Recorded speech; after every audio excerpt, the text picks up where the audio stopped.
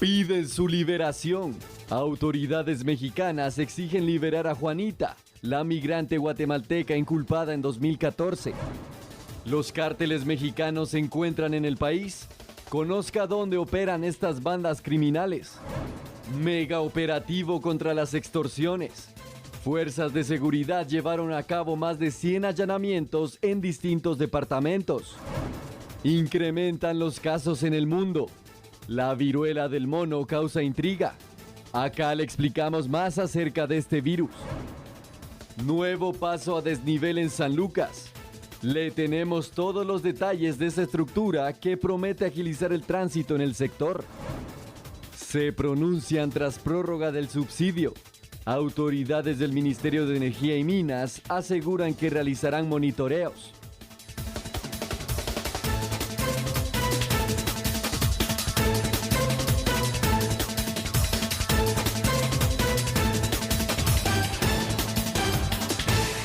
Excelente noche, estamos ya aquí en TN23 junto a mi compañera Sandy Monroy para darle a usted las buenas noches. Sandy, por cierto, muy buenas noches también para ti. Muchas gracias, Julio, buenas noches, un gusto compartir contigo estos Gracias. temas que estaremos analizando y le agradecemos a usted también por su fiel sintonía.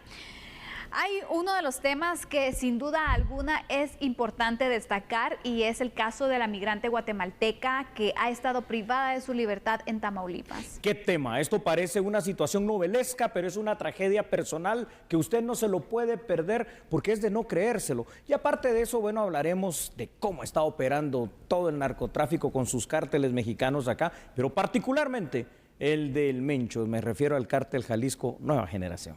Así que, ¿qué les parece entonces si comenzamos analizando nuestros temas aquí en A la Medida? Bienvenidos. Vamos.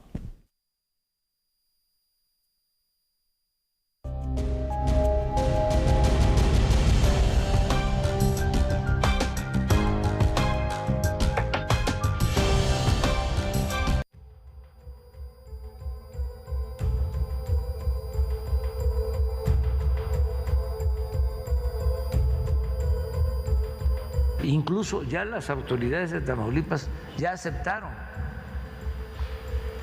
liberarla, pero ojalá y lo hagan hoy, porque aceptaron de que era una injusticia. O sea, no es solo la recomendación de derechos humanos o de una autoridad federal, la misma Fiscalía Estatal de Tamaulipas lo reconoce. Entonces, le pido al gobernador de manera respetuosa que ojalá y nos ayude y que se libere a esta migrante. Cuando la detuvieron no hablaba bien el castellano. Pero, ¿quién es Juanita? Juanita de la etnia Chu partió de su natal San Mateo Ixtatangua, Huetenango, hace 7 años con el deseo de alcanzar el sueño americano. Sin embargo, al llegar a México, su vida se convirtió en una pesadilla, pues en un operativo en una casa de seguridad en Reynosa, Tamaulipas, fue acusada de ser parte de los tratantes o coyotes que eran encargados del grupo. Sin embargo, debido a que no hablaba español, fue obligada y engañada para firmar un documento que la responsabilizaba del secuestro de 2 mujeres migrantes. Diversas organizaciones, familiares, la Comisión de Derechos Humanos de las Naciones Unidas, autoridades nacionales, entre otras, han solicitado su pronta liberación. Dramático e injusto, Sandy. Lo que pasa con los migrantes guatemaltecos a veces no se conoce, pero este caso de Juanita Alonso, que es el verdadero nombre de la migrante guatemalteca, es inverosímil. Sale en el año 2014 con rumbo supuesto al sueño americano, encuentra la pesadilla pero en México. ¿Por qué? Cuando están ahí con los tratantes resulta que hay una especie de redada que se organiza y la incriminan a ella como parte o la vinculan como parte de la estructura criminal sin que siquiera pudiese comunicarse bien en nuestro idioma español. ¿Qué pasa? Luego la Fiscalía en Tamaulipas la la obliga a firmar una declaración que se incrimina a ella misma y literalmente desde el año 2014 a esta fecha está privada de libertad en México, pues prácticamente condenada, ¿no?, por el tema de secuestro y trata de personas, sin siquiera ella tener el conocimiento de lo que pasó en ese juicio oral y público. Vaya que a este caso se le ha puesto atención por organismos internacionales, por los organismos que defienden los derechos humanos, los derechos de la mujer, y ahora el mismo presidente Andrés Manuel López Obrador, que está exigiendo, como debe ser, la liberación inmediata de Juanita. Julio, la verdad es de que qué difícil para Juana, porque imagínate, ella era víctima. Así es, de este Juana grupo. es un nombre correcto, tienes razón. Y de esta manera, de ser víctima pasa a ser victimaria. ¿Por qué? Porque se confunden también, no investigan aparentemente bien la situación. Pero ¿cómo y va a ser aparte eso? de esto, están violando un principio también que es fundamental. El hecho de que ella no estaba entendiendo lo que pasaba. ¿Por qué? Porque no dominaba completamente el español. Entonces, así es. aquí vemos varias fallas del sistema de justicia mexicano. O sea, en yo me Tamaulipas. pregunto, sí, tienes razón, yo me pregunto, el juez o el tribunal que dictaminó esta sentencia condenatoria en contra de Juana Alonso, ¿pero qué tenía en mente? Pero de verdad, ¿a quién se le ocurre? Y lo pérfidos que fue el actuar, en ese caso de la Fiscalía de Tamaulipas, hay que hablarlo claramente.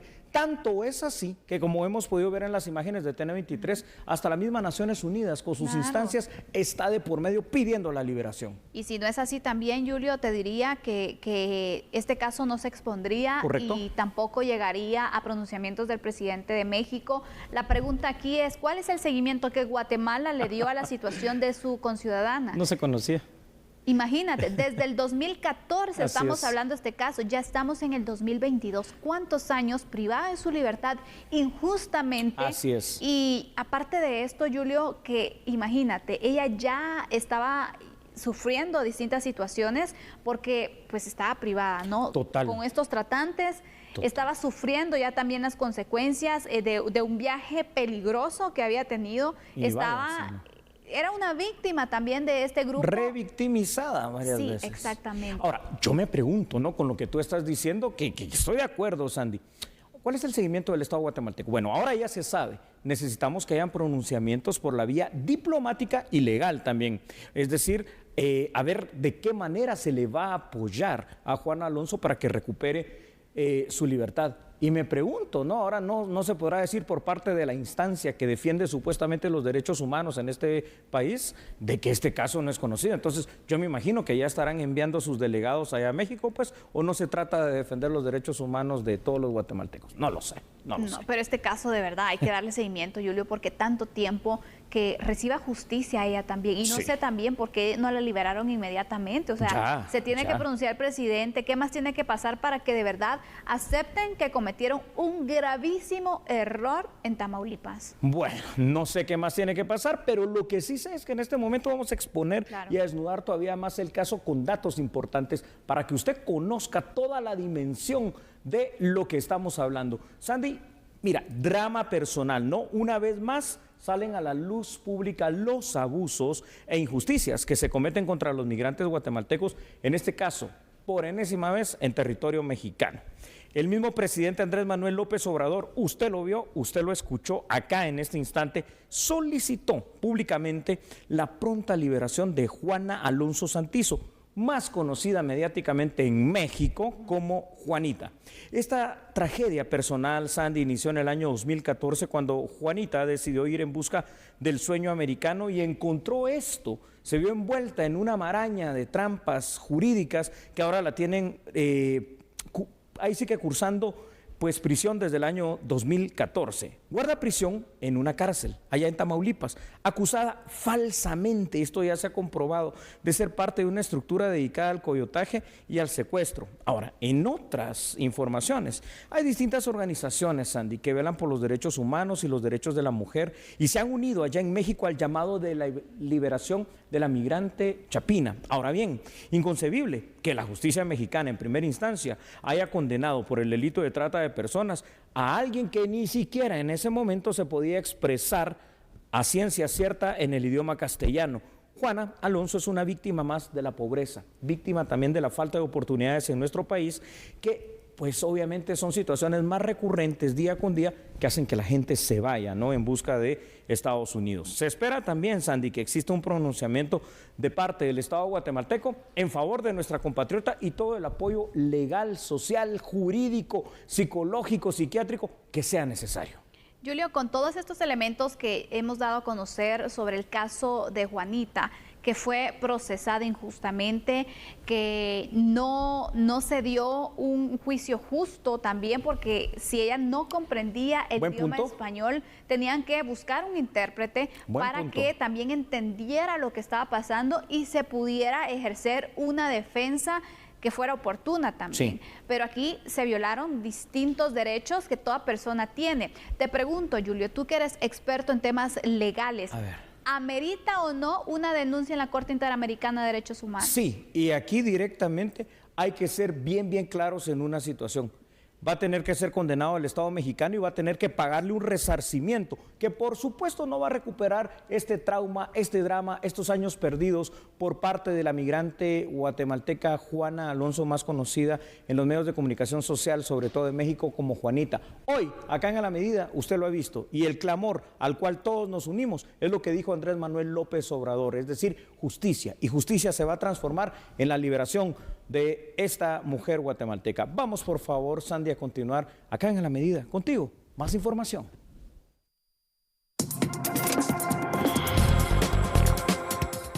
Así es, Julio, porque seguiremos hablando sobre migración, pero especialmente sobre un foro que se ha llevado a cabo que se denomina Examen de Migración Internacional, donde Guatemala expuso los compromisos para abordar los retos y desafíos también del abordaje de la migración irregular. Pero la migración no regulada, el ámbito cruel de los traficantes continúa teniendo un precio muy alto. Tenemos que acabar con los lazos de de traficantes y proteger a los migrantes en situación vulnerable, sobre todo mujeres y niñas. Miles de migrantes pierden la vida todos los años buscando lo que nosotros buscamos también, oportunidad, dignidad y una vida mejor. Este pacto es una muestra de una herramienta que contribuye significativamente a la gobernanza de la migración basado en principios rectores que permiten abordar el tema migratorio desde todas sus dimensiones.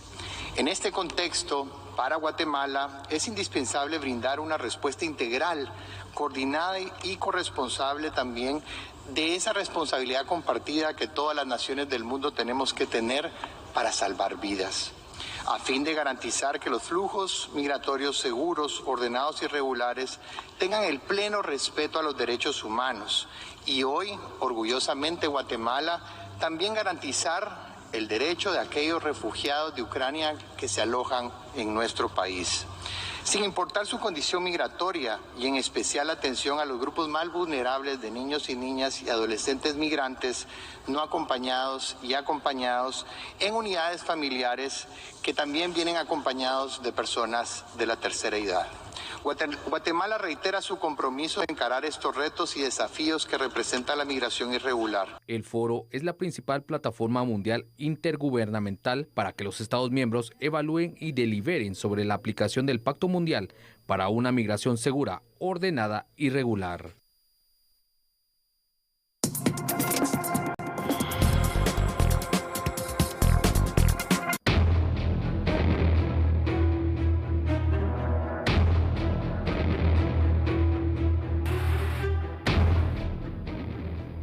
En un operativo realizado en el área norte del país, el ejército reportó el hallazgo de un presunto narcolaboratorio que habría funcionado dentro de cuevas naturales, las cuales están localizadas en los alrededores de la aldea La Corosa, en Livingston y Zabal. En el lugar se localizaron instrumentos que podrían haberse utilizado para procesar algún tipo de droga. Al continuar con el rastreo, también se localizaron varias partes de una aeronave. La escena quedó a cargo del Ministerio Público para realizar las investigaciones correspondientes. Y también el Ministerio de Gobernación ha indicado cuáles han sido las acciones que han realizado para combatir así a los cárteles del narcotráfico. Según la publicación de un diario norteamericano, un funcionario del Departamento de Estado de los Estados Unidos afirmó que el cartel mexicano Jalisco Nueva Generación ha buscado socios estratégicos en territorio guatemalteco para el tráfico ilícito de estupefacientes, teniendo sus primeros movimientos al norte del país. El departamento del Petén y Huehuetenango se encuentra en una zona fronteriza complicada con una serie de pasos ciegos. Esto permite el flujo de una serie de ilícitos, dentro de ellos las drogas. Guatemala, hay que recordar que se encuentra en una posición geoestratégica complicada. Estamos en el centro, entre el sur y el norte. Somos un puente. Debido a eso, pues obviamente el territorio es utilizado para el trasiego de una serie de ilícitos. Y pues la posición es complicada. Ahí hay migrantes, hay drogas, hay mercancías ilegales y de hecho hay carteles mexicanos que necesariamente tienen que tener estructuras en este país. Vienen a hacer sus contactos, a reclutar personas que trabajen para ellos, sin duda alguna, porque necesitan ese soporte logístico, pero el combate a esas estructuras y a las personas que se dedican a estos ilícitos, el combate para ellos no tiene tregua en este país.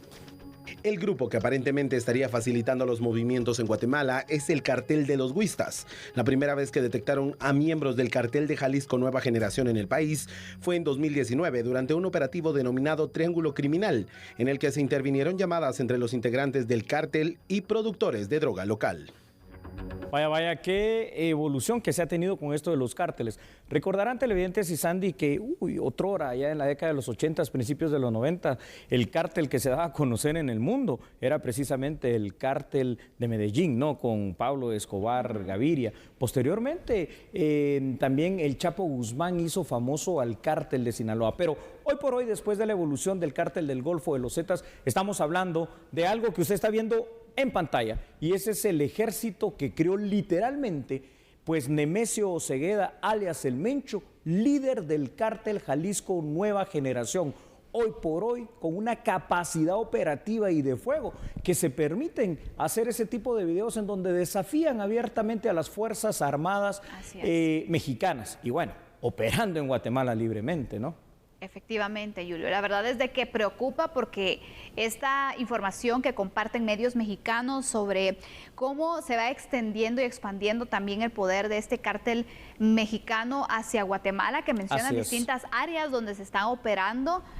También hay que prestarle mucha atención por parte de las autoridades porque ya se han detectado varios narcolaboratorios que no sabemos, de hecho, si tienen relación con este cártel en sí, o hay otros que podrían incluso estar pues ya invadiendo territorio guatemalteco y estableciendo también esas alianzas con grupos organizados de nuestro país. Hoy, por ejemplo, se localizó un narcolaboratorio en Izabal. Así es, y así el que vimos se han registrado varios, Julio. Esto fue increíble, ¿no? Porque aquí hay dos cosas importantes que quiero ratificar. Sí, se localizó ese narcolaboratorio allá en Izabal, que por cierto estaba puesto en una cueva, y oh sorpresa, aparte del narcolaboratorio, había una avioneta literalmente en pedazos que había sido pues utilizada seguramente para trasegar la droga en su momento y que fue descubierta por el Ejército de Guatemala.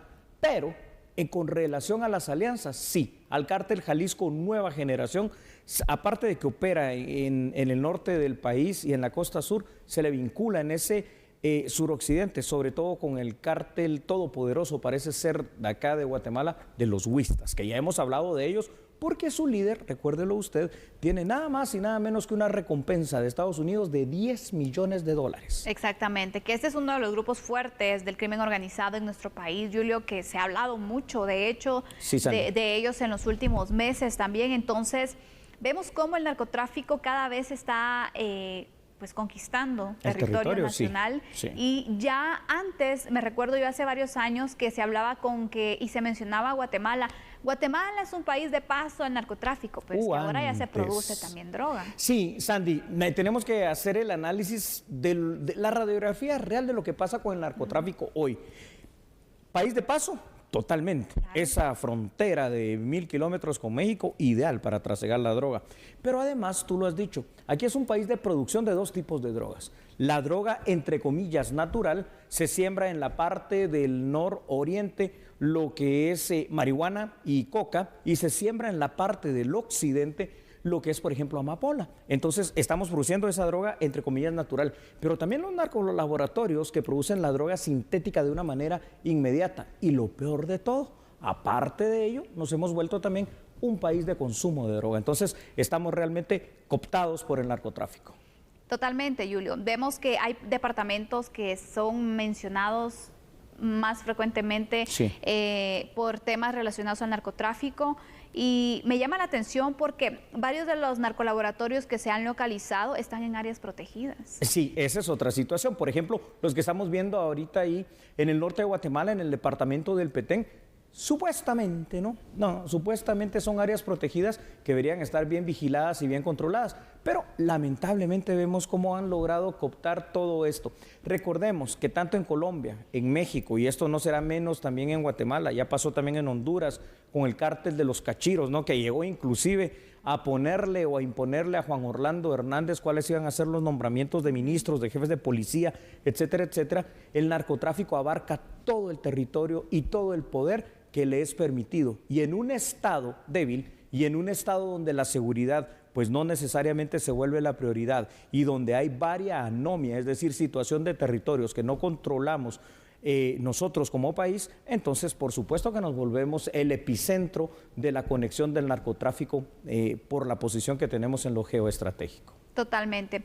Vamos ampliando información, ¿te parece, Julio, para poder entonces profundizar en esta situación, cómo el narcotráfico va pues conquistando más territorio guatemalteco, cómo es que también se va convirtiendo en un reto mayúsculo para nuestras autoridades? Vaya si no, Sandy, porque así lo es. Y es que precisamente lo que decíamos, tenemos una posición geográfica envidiable que, vaya, si alguien lo ha sabido aprovechar, son los cárteles del narco, sobre todo los mexicanos. La mejor conexión que puede existir entre los cárteles que funcionan todavía al día de hoy fuertemente en Sudamérica y los cárteles mexicanos es Guatemala. Guatemala tiene la presencia de cárteles mexicanos ya desde hace mucho tiempo y cada día se fortalecen. Por ejemplo, aquí han funcionado, han pasado y todavía están el cártel del Golfo, los Zetas, el cártel de Sinaloa y hoy por hoy el todopoderoso parece ser Cártel Jalisco Nueva Generación. En otra información, Sandy, los cárteles del narco son una amenaza transnacional, eso todos lo sabemos. ¿Y cómo se define en materia de seguridad? Hoy por hoy estamos librando una guerra denominada de cuarta generación en contra de ellos. Son tan poderosos porque aprovechan la pobreza y la falta de oportunidad que hay en estos países y se nutren de personas necesitadas que los apoyan. En Guatemala los cárteles no solo se dedican al trasiego, también se dedican a la producción de droga sintética, a la siembra de la misma y a distribuir y vender droga en nuestro país. La conclusión, Sandy, es que por el momento los cárteles mexicanos utilizan literalmente a su sabor y antojo el territorio guatemalteco. Y hoy por hoy, hay que decirlo, el cártel mexicano más poderoso, ahí lo ha visto usted en pantalla durante toda esta noche, el cártel Jalisco Nueva Generación.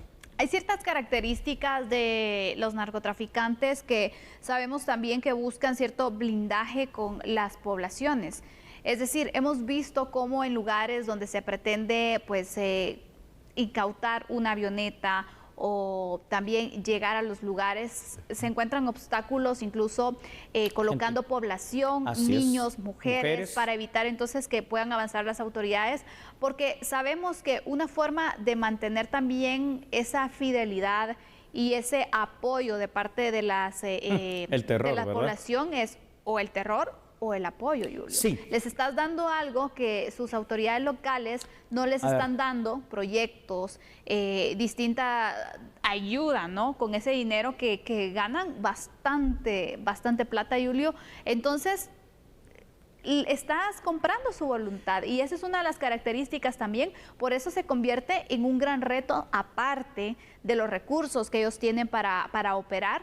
que no están de forma igual con nuestras autoridades para poder erradicar esta situación que cada vez se complica más. Dos estilos bien marcados del operar de los narcotraficantes. Por ejemplo, el tema de lo que pasaba con Joaquín Loera, alias el Chapo Guzmán, y por supuesto Pablo Escobar, que eran tan protegidos, como tú dices, por la población, porque hacían las obras que el Estado no podía hacer y sustituían muchos de los servicios básicos fundamentales que la gente misma los protegía. Pero en contraposición, ahora han surgido desde la época de los Zetas, cuando se separaron del cártel del Golfo, y no digamos ahora con el cártel Jalisco Nueva Generación, sí una cuestión de colaboración a través de retribuciones económicas, pero particularmente, como hicieron con la presentación los Zetas aquí en Guatemala, decapitando campesinos allá en una comunidad del Petén a través del miedo, del terror y de la amenaza. Sea como sea, nos tienen dominados. Y esta es la conclusión que queremos dejarle hoy a usted acá. Y bueno, Sandy, con esas imágenes, creo que la conclusión quedará, por supuesto, para ti.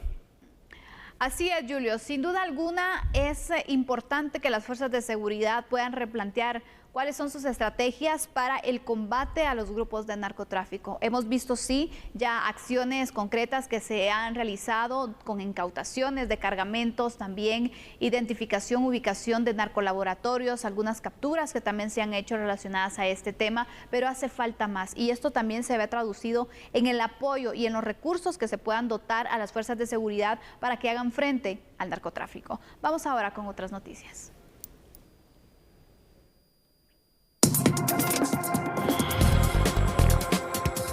Vaya noticia que viene a continuación porque es algo que de verdad interesa a todo el mundo y por supuesto a todos los guatemaltecos.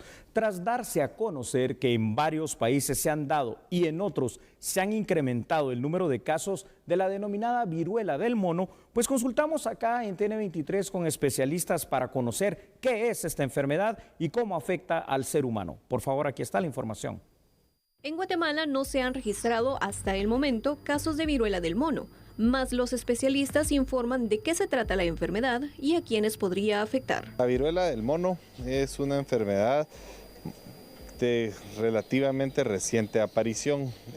Fue primeramente descrita alrededor de 1970 y se vio que era una enfermedad causada por un virus que es primo de la muy conocida viruela, que se transmite de animales, o originalmente se vio que se transmitía de animales a seres humanos a través de arañazos, mordidas o entrar en algún contacto cercano con estos animales. Es un virus, pues al final, que nos afecta al ser humano y que pues se caracteriza por presentar fiebre en los pacientes, posteriormente seguido de un rash generalizado que va de cabeza, baja al tronco y puede afectar todo el cuerpo, con la posterior aparición de vesículas en el cuerpo que se convierten en pústulas, y también se caracteriza porque en muchos casos presenta linfadenopatías, ganglios inflamados, especialmente en el área submaxilar y del cuello. Esta enfermedad afecta a cualquier persona que tenga contacto con el virus. La transmisión en este caso del virus es principalmente de piel a piel o por gotita respiratoria, le decimos nosotros, que tienen que ser de un tamaño específico,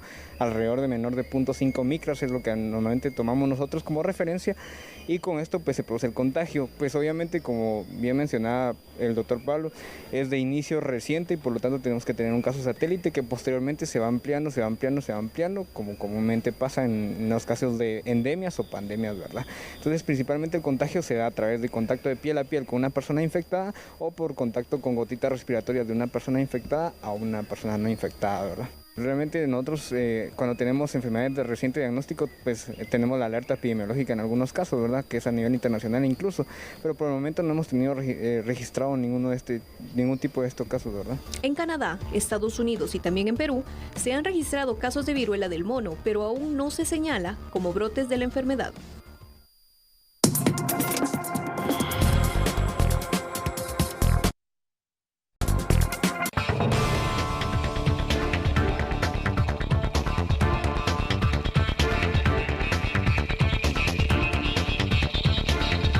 Más Más de 106 allanamientos fueron realizados por agentes de la Policía Nacional Civil y fiscales del Ministerio Público en los departamentos de Guatemala, Retalhuleu y Escuintla. 51 de los allanamientos forman parte del operativo Firmes contra las extorsiones. Autoridades reportaron la captura de 31 personas, mientras que 4 adolescentes fueron remitidos. Desde el Ministerio Público continuamos combatiendo de manera frontal las extorsiones y los delitos que afectan a la población. Este día, gracias a la coordinación con el Ministerio de Gobernación, mediante el trabajo fiscal y el apoyo policial, logramos la desarticulación de estructuras criminales tras ejecutar más de 106 allanamientos a nivel nacional en el marco de los operativos Firmes contra las extorsiones e investigaciones por diferentes hechos criminales. Esta acción muestra el compromiso del gobierno de Guatemala de mantener el orden, de proveer paz y seguridad a todos los guatemaltecos. Como digo, un operativo más que complementa las acciones que el Estado de Guatemala ha emprendido dentro del Ministerio de la Defensa Nacional y el Ministerio de Gobernación en la protección de las fronteras por la amenaza de las pandillas provenientes de El Salvador, un hecho que preocupó a estas poblaciones. Afortunadamente, la pronta acción de las fuerzas de seguridad ha mantenido la paz, el orden. Las principales víctimas de este grupo de extorsionistas son comerciantes y transportistas.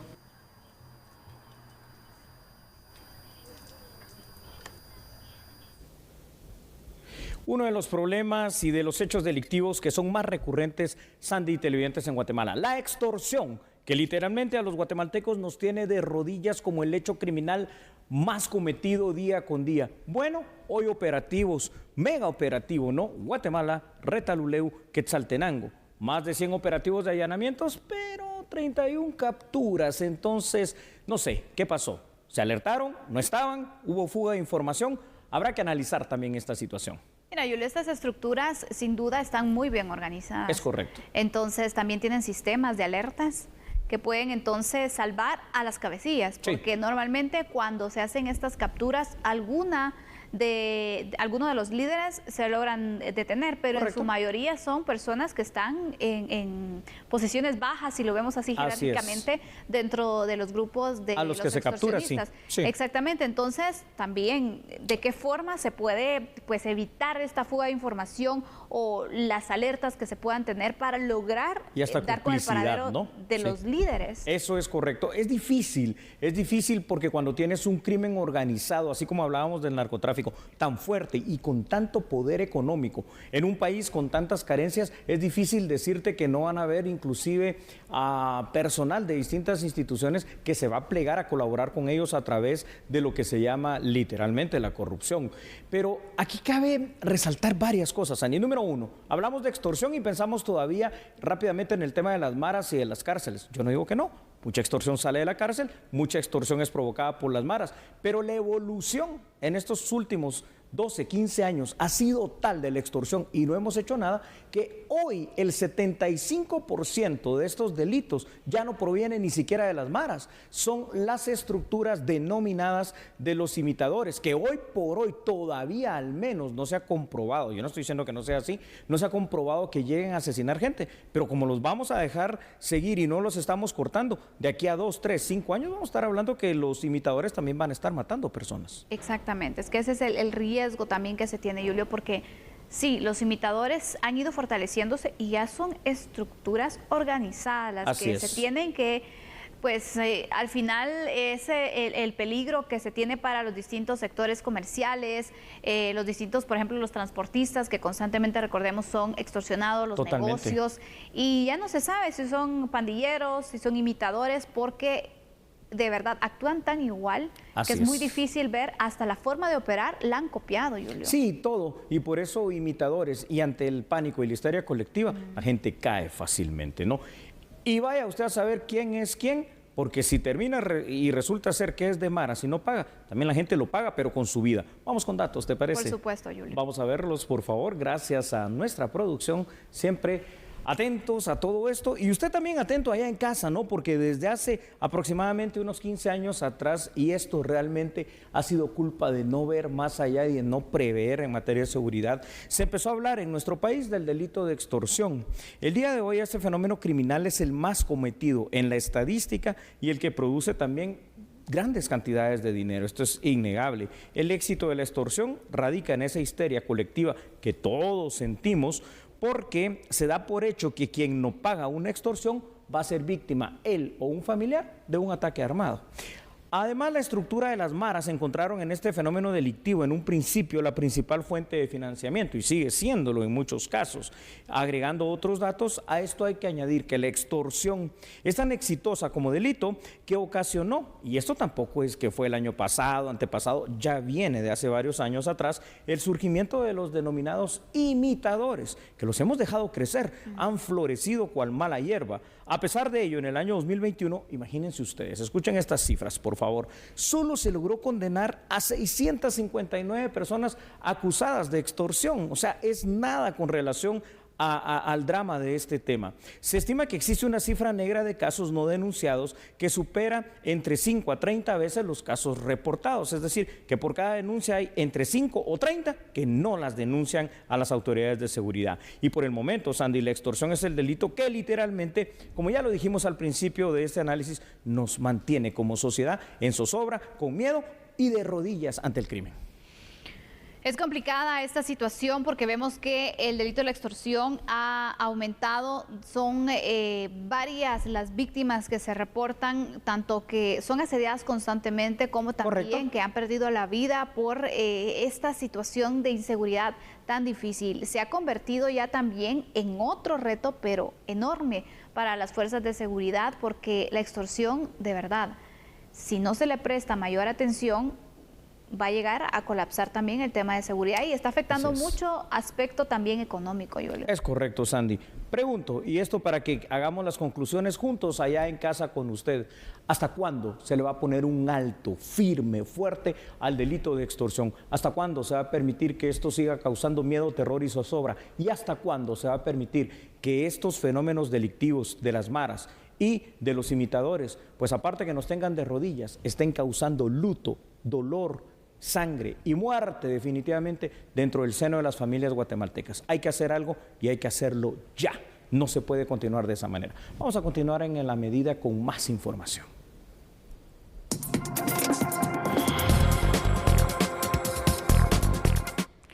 Muy bien, conoceremos información de carácter económico porque a partir del 31 de mayo comenzará a aplicarse el subsidio de 5 quetzales en la gasolina súper irregular y de 7 quetzales en el diésel.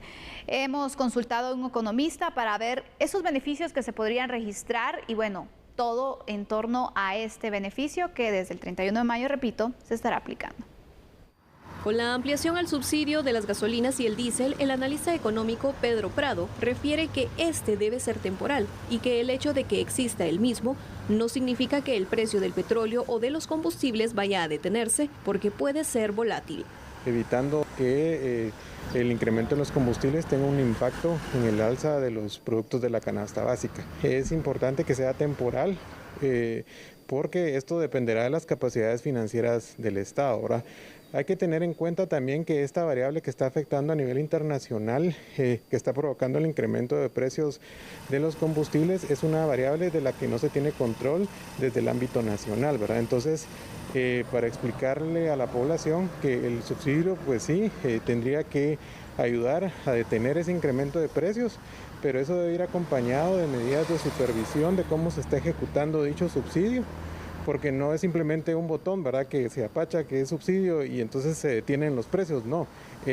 Requiere, digamos, de un seguimiento constante, digamos, de ese desempeño de ese subsidio para evitar medidas especulativas también en el mercado y que se desempeñe de forma transparente, porque hay una variable externa que se sigue moviendo, ¿verdad? Entonces no es solamente con la aprobación del subsidio en el ámbito nacional que se va, digamos, detener, digamos, ese impacto que se está teniendo. Va a ayudar, sí, y se espera que sí ayude significativamente, y por eso la recomendación de que haya un seguimiento por parte de la DIA con el Ministerio de Economía y también por parte del Ministerio de Energía. El alza al incremento del petróleo sigue siendo por la guerra entre Ucrania y Rusia, también por el cambio de estación de invierno a verano en los Estados Unidos.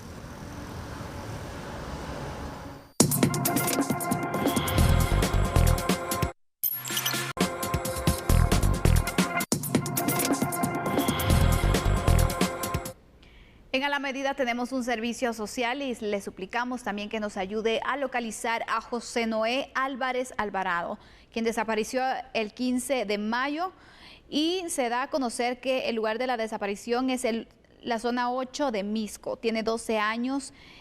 Algunos datos característicos de él: su tez morena clara, cabello lacio negro, una estatura de 1,60 m, complexión gruesa. El día que desapareció utilizaba una camisola del Barcelona, pantalón celeste y unos tenis. Por favor, si sabe del paradero de este niño, por favor ubicarlo y dar información al 1546 de la alerta Alba Kenneth o al 110 de la Policía Nacional Civil. Hay una seña particular para que usted también lo tome en cuenta, y es que él tiene una cicatriz en la frente, así que por favor, si usted lo ha visto o sabe del paradero de este niño, por favor comunicarlo al 1546 y al 110 de la Policía Nacional Civil.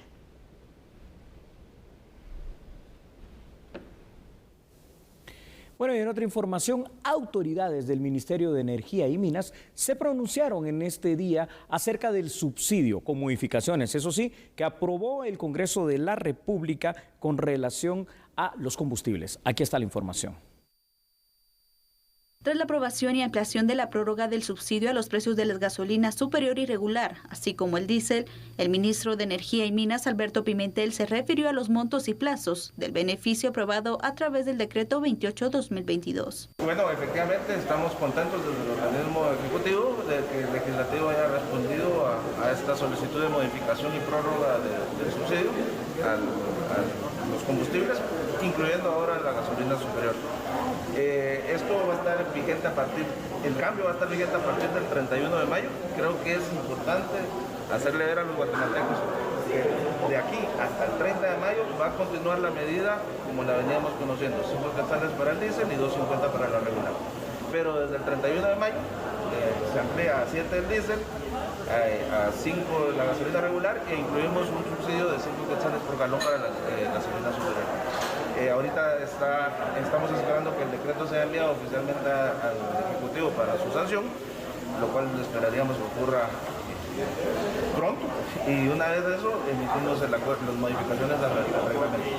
Pero en plazos estamos bien. El ministro señaló que junto a la DIACO mantendrán constantes monitoreos de estaciones de servicio, esto para verificar la aplicación del subsidio. Estamos visitando gasolineras en todo el país, llevamos más de 104 municipios visitados.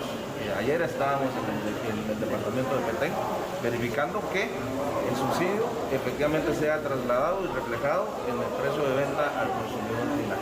Y eso continuará por los 2 meses más que tendrá la medida, y aún más allá, porque evidentemente esto es una labor permanente de la fiscalización. Actualmente el subsidio para la gasolina regular es de 2 quetzales con 50 centavos y 5 quetzales para el diésel. Esto estará vigente hasta el 30 de mayo, pero a partir del 31 se aplicarán 5 quetzales para superior y regular y 7 quetzales para el diésel. En otra información, el director de la Unidad Ejecutora de Conservación Vial dio detalles de la construcción del paso a desnivel Alush. A finales de diciembre de 2021 se inició con la construcción de la obra del paso a desnivel Alush, el cual es un túnel que cuenta con un carril de ingreso y 2 salidas, una en dirección occidente y otra con dirección al casco urbano del municipio de San Lucas. Nos enfocamos en esta estación, en el kilómetro 28, que es donde realmente ocasionaba el congestionamiento por todos los vehículos que deseaban retornar e ingresar al municipio o a la cabecera del municipio de San Lucas. Esto, como les repito, fue una obra que vino a ayudar de manera directa al transitar y que se ejecutó o se construyó en un tiempo récord, 5 meses, que también pues no afectó, en ningún momento afectó el transitar que día a día estaba acá. El segundo paso a desnivel que será construido en la CA1 abarcará Ciudad Satélite, confirmó Aguilar. Se tiene previsto entregar la obra en los próximos meses. Pasamos ahora a la información al ámbito legislativo. ¿Por qué? Porque el día de hoy precisamente la Comisión de Derechos Humanos del Congreso de la República aprobó el edicto que va a salir publicado en el Diario de Centroamérica con los nombres de los candidatos a Procurador de los Derechos Humanos. Esto con el fin de que la sociedad civil se pueda pronunciar con relación a posibles tachas a estos candidatos. Aquí está la ampliación de la información. Era muy importante aprobar este edicto porque eso le da viabilidad al proceso para que continúe y seguir dentro de los tiempos que el cronograma que ya fue aprobado nos da. La fecha para elegir la terna está para el 28 de junio y era muy importante que se aprobara este edicto el día de hoy porque eso ya prácticamente oficializa quiénes son los 36 candidatos que tienen y cumplieron con todos los requisitos para poder seguir participando del proceso.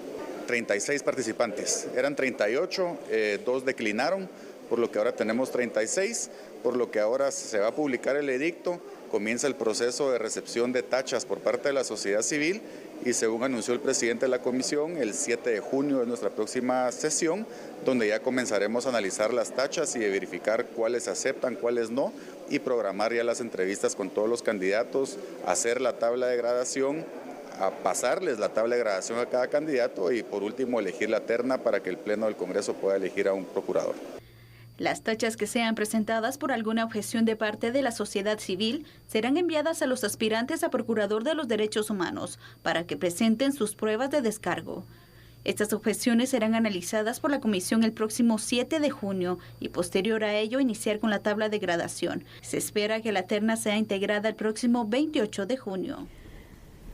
Y bueno, así llegamos al final de este programa. Recuerde, mañana lo esperamos en punto a las 9 de la noche para finalizar así la semana. Esta semana de análisis al menos, pero usted continuará siempre todo el fin de semana en TN23. Nos vemos mañana. Chao. Feliz noche.